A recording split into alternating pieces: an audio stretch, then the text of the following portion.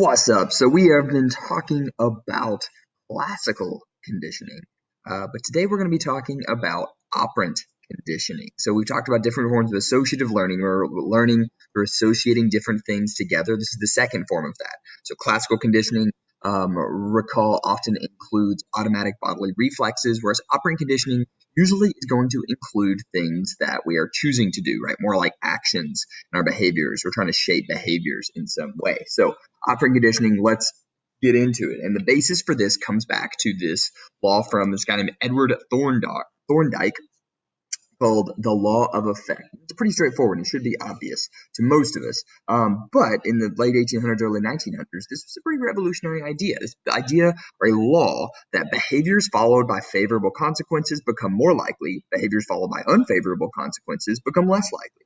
This is the basis for operant conditioning, right? That our behaviors, right,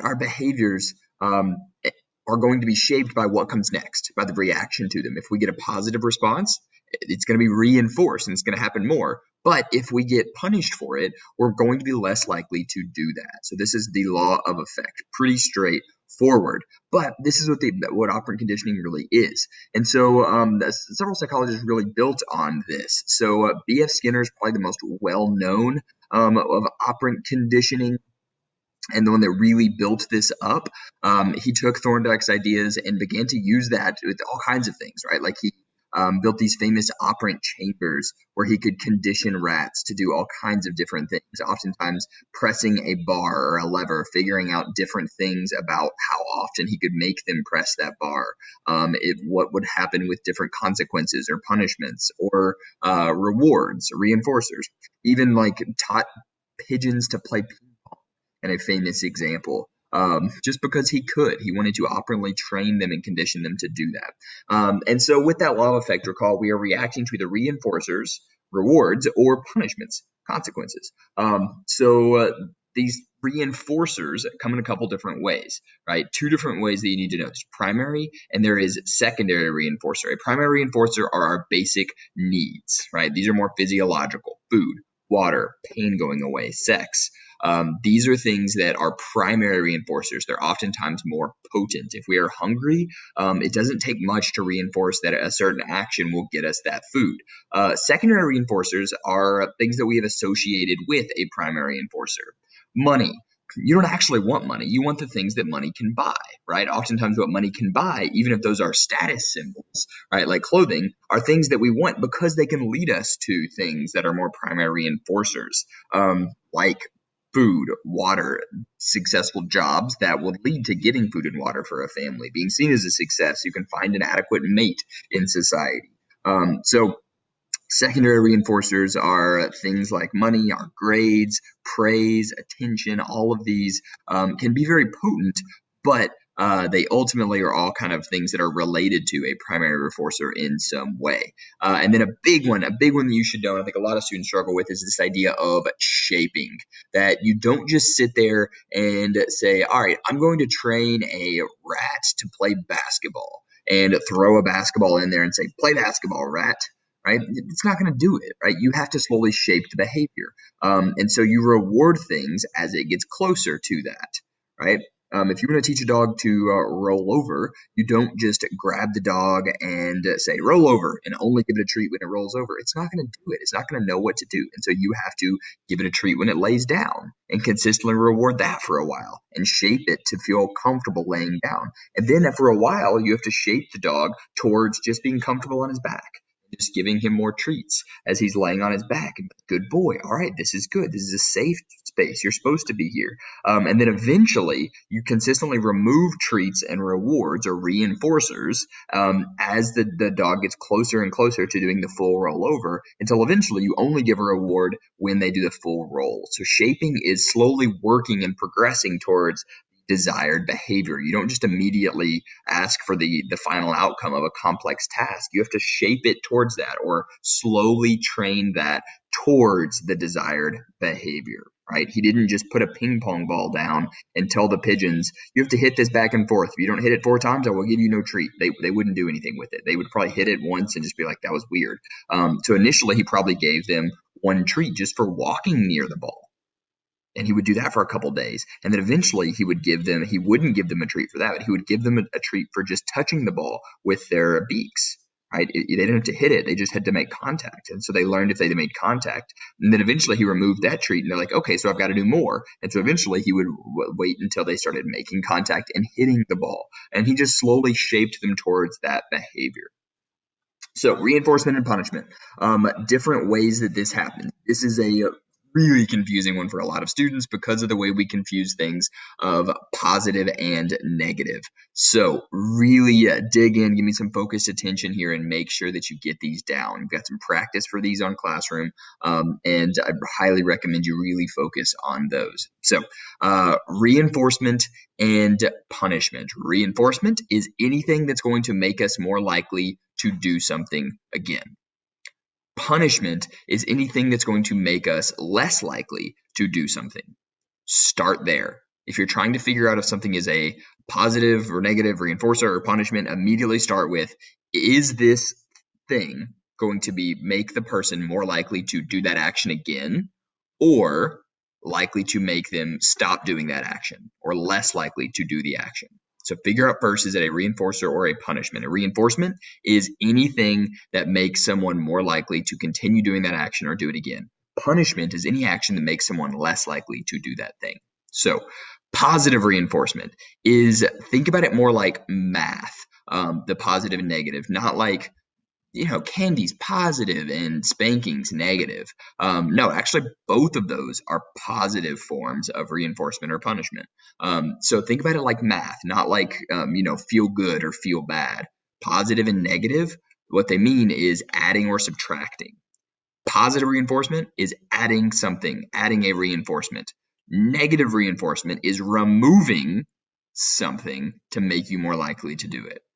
Okay, so here's some examples, right? If your kid is, if you have a child in the supermarket and they are crying, right?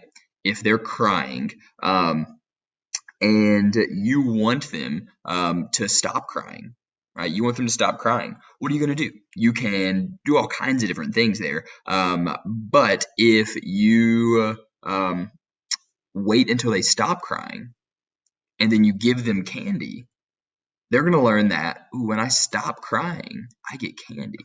That's adding a piece of candy, so it's positive, and it's reinforcing the behavior of stopping to cry. Okay, so positive reinforcement is stopping someone from crying. Right? That's what you want. Negative reinforcement is a removal of some aversive stimulus, so something that you don't like. If you've got a 6-year-old that's crying, and you tell them, hey, if you stop crying, right? If you stop crying, I'll let you go to sleep an hour later tonight. Right? You're removing their bedtime, removing something they don't like. Right? You're removing something, but because you're removing something that they don't like, they're more likely to do it again.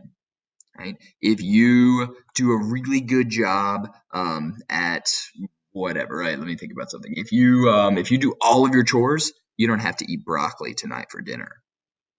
Right? Think about that. That's going to make you more likely to do all your chores. It's going to make you want to do all your chores because you're like, if I do all my chores, I don't have to eat broccoli. Broccoli has been removed. It's been subtractive. So that is negative reinforcement, removing something you don't like that will make you more likely to do it again. Positive reinforcement, adding something you do like in order to keep you to do something more. Okay.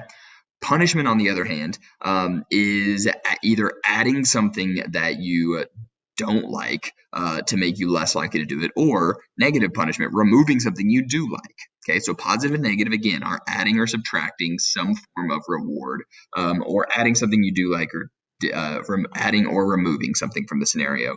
Punishment here is going to be something that's going to make you less likely to do that. If your kid is crying at the supermarket, oftentimes what you'll see parents is they just want them to stop, and so they immediately will start, like, yelling at them, right? Getting on to them, really grabbing their arm and giving them a stern look in their face, really getting on to them, right? Yelling at them, or in some cases spanking them. These is a positive form of punishment, right? Spanking, positive. right, no one would call spanking positive, but psychologists would, because it's adding something. It's adding a spank into this scenario, and that spank is a punishment because it's going to make you less likely to continue to do that. A negative punishment would say, if you don't stop crying, right, I'm going to take away your dessert. I'm not going to buy you, or I'm not going to give you any dessert with dinner tonight. So you're removing something that people want. And they're like, oh man, I've got to stop crying because I really want dessert. And so that negative punishment is going to make them stop doing the behavior. The punishment part. Punishment will make you stop doing a behavior, and negative removes something that you like. So again, this is tough. We're going to do some practice with this in different scenarios, but it can be difficult. I know that. Okay, keep practicing. So punishment's not as effective as reinforcement, and psychology has proven this. But the ways that it should be effective are delivered immediately. It can't be variable, right? You can't be like, there's no evidence that spanking someone 3 days later is really effective. And with animals, it's not effective at all. Any kind of physical punishment has to be immediate. Right? That's why, like, spanking your dog if they pee on the floor while you're at work doesn't do anything. It puts them in stress and they don't understand the problem. You have to immediately see the problem, right? Even if your dog starts like peeing on the floor and you run over there and like pop them on the butt real quick, that is a more of effective use of punishment, right? It's debatable whether or not this is ethical or humane, but in the realm of psychology, this is something that would be more effective because it's an immediate deliverance of that punishment. And it has to be certain. It can't be just like a random thing. It can't be like, oh, I get spanked, maybe I don't get spanked. It's like it has to happen every time you do this to make sure it's effective. It can't be on a weird schedule. It has to be limited. It has to be sufficient, right? It needs to fit the crime. It can't be right. It can't be an extreme punishment. Otherwise, it's just going to make people mad and make them even more likely to do it sometimes. And it's focused on the behavior, not the character or of the offender. You can't go after someone's integrity for their actions. It needs to actually be a punishment that is based on behavior in some way. Drawbacks are that it can cause some emotional trauma, right? It produces fear, hostility, and aggression. And though it temporarily changes behavior, it isn't as long term as reinforcement. Reinforcement is a way better way of getting people to do things. Punishment, not nearly as effective. If you're going to use punishment in some form of operant development, it needs to most of the time be paired with reinforcement as well. Right? So you need to use both. Just using punishment is really not an effective way to get much done. Because it can also, as I said, produce this learned helplessness. It can produce people that think, why would I do anything? I'm just going to get punished. And so they think that they can't do anything or that they shouldn't do anything because they're so afraid of being punished in some way. All right. Reinforcement, on the other hand, is a mix, different for humans and animals. Animals need reinforcement very quickly, right? They need the reward within 30 seconds of desired behavior, but humans, it can wait. We got this thing called the Premack principle where we can, for instance, say if I do 30 minutes of focused homework and I get that done, I can play video games for 15 minutes, or I can watch a show for 10 minutes. Or if I work for X amount of time, I can use something I really want to do as a way to reward myself. And that's a good way to train yourself into doing homework, right? Is really setting a goal for yourself and saying, if I do this for this amount of time or for this, then I'll be able to do this thing that I want. And that has been shown to be effective for humans. Animals clearly can't do this. This is a very context or cortex, prefrontal cortex kind of activity, right? More frontal lobe activity, conscious decisions.